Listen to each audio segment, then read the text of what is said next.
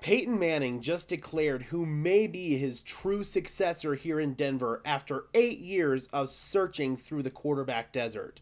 It's always a blessing when number 18 graces the local Denver airways. More often than not, it's on Brandon Stokely's show, previously with Zach By, now with Josh Dover on 104.3 The Fan. And today, Peyton Manning dropped a really interesting hint in terms of who may be the next franchise quarterback for the Denver Broncos. Bringing in this clip right here that was tweeted out by Andrew Mason, Peyton Manning proclaimed that the Denver Broncos might be heavily interested in Michigan quarterback J.J. McCarthy. The conversation came up when Peyton Manning congratulated him after winning the national championship and telling him that he was excited for what was to come. And here's what Peyton Manning had to say about his conversation with McCarthy. Boy, impressive to talk to, and I know Denver's very interested in him, and it sounded like, this is a place he'd love to come to, so, but it's a little bit out of his control. So Peyton declared it right there. Denver seems like a place that McCarthy would love to come to. The problem is it does indeed seem out of his control. The Minnesota Vikings right now are the heavy favorites to land J.J. McCarthy. They have more draft capital to come up and get him than the Denver Broncos do.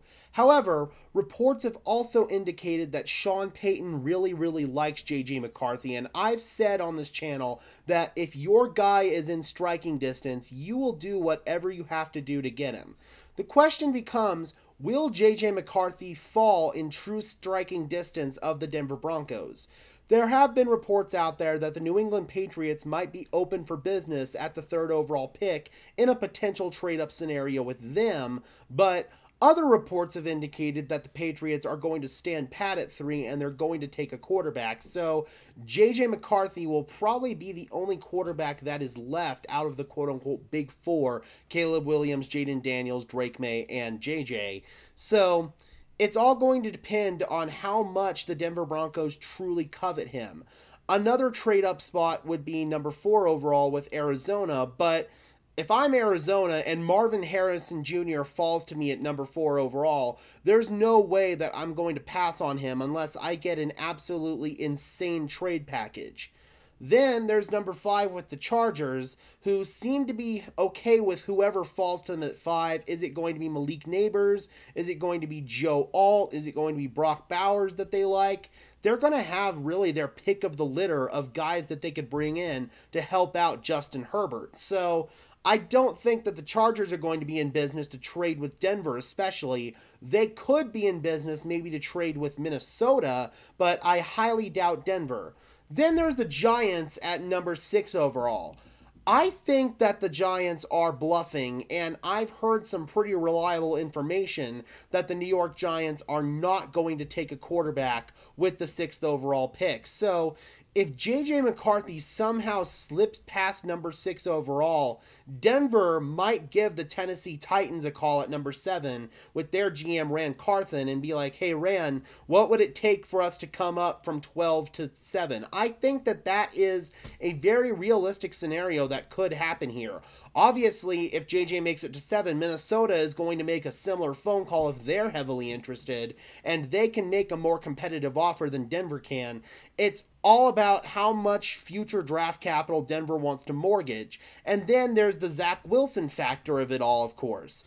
Zach Wilson was brought in here, which I've maintained is a move that is not going to drastically affect the Denver Broncos being aggressive to come up to get their guy. But I think the Broncos bringing Zach Wilson does signal just how much the Denver Broncos are indeed willing to give up.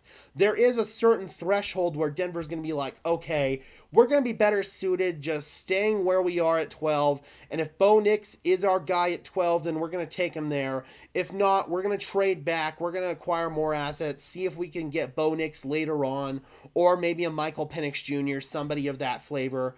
The problem I have with that, and I'm going to mention this in its own video because I think it's worthy of its own video, the Raiders are right behind us at pick number 13, and the Raiders might be looking at this. If Denver trades down, they're going to laugh and be like, ha, we're going to take whoever Denver could have potentially taken here.